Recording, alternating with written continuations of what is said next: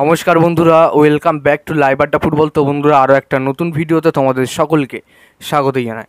বন্ধুরা, ভিডিওটা শুরু করার আগে তোমাদের কাছে একটাই অনুরোধ, সেটা হচ্ছে যে আমাদের এই চ্যানেলে যারা প্রথমবার, তারা অবশ্যই কিন্তু আমাদের এই চ্যানেলটাকে সাবস্ক্রাইব করে পাশে থাকা বেল আইকনটি অল করে রাখবে, যাতে সবার প্রথমেই এরকম খেলার আপডেট তোমাদের কাছে পৌঁছে যায়।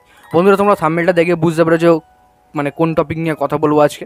তো এটা কিন্তু একটা ভাইয়ের করা প্রশ্ন, সেই প্রশ্নটাই কিন্তু আজকে তোমাদের সামনে তুলে ধরবো একটা আর্টিকেলের মাধ্যমে, এবং একটা জায়গা থেকে তিনি খবর পেয়ে আমাকে জিজ্ঞাসা করেছেন যে দাদা, এটা কি সত্যি কি মোহনবাগান এই প্লেয়ারকে সই করাচ্ছে?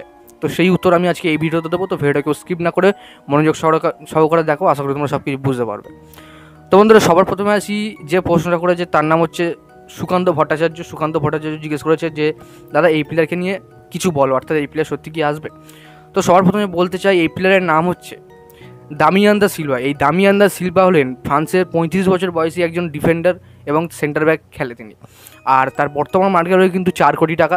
তার সিটিজেন কিন্তু ফ্রান্স, এবং বর্তমান তিনি মেলবর্ন ভিক্টরিতে খেলছেন, যেটা কিন্তু অস্ট্রেলিয়ার এ লিগ। তো তার মানে মেলবর্ন সিটির সাথে তার চুক্তি আছে কিন্তু জুন মাসের 30 তারিখ 2024 সাল অবধি। এবং তিনি লিগা 1 এবং কোপা ডি ফ্রান্সের মতো বড় বড় লিগাও খেলেছেন, যেখানে কিন্তু প্যারিসের মতন ক্লাব খেলে। তো সেখানে কিন্তু তিনি খেলেছেন। তো ফ্রান্সের প্লেয়ার, স্বাভাবিক ব্যাপার তিনি ফ্রান্সেরই কোনো লিগে খেলবেন, এটা কিন্তু স্বাভাবিক ব্যাপার।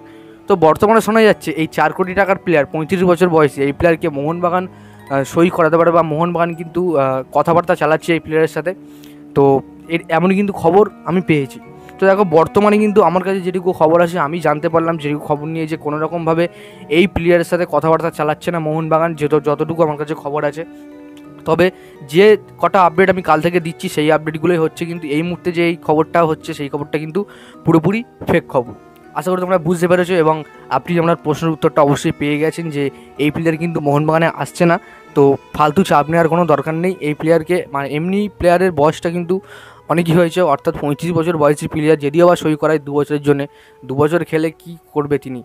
মানে 12টা ম্যাচ খেলে 2টো গোল করেছেন এই লিগে। যাই হোক, মোটামুটি ভালো পারফরমেন্স আছে, তাও কিন্তু এত মানে বয়সী প্লেয়ার মোহনবাগান কোনোদিনই সই করবে না। আশা করি তোমরা বুঝতে পারলে এই ভিডিওতে। তো ভিডিওটা এখানেই শেষ করছি। যদি তোমাদের ভিডিওটা ভালো লেগে থাকে তাহলে অবশ্যই লাইক করে দিও, আর আমাদের এই চ্যানেলের প্রথমবারের জন্য হয়ে থাকলে চ্যানেলটাকে সাবস্ক্রাইব করে পাশে থাকা বেল আইকনটি অল করে রেখো।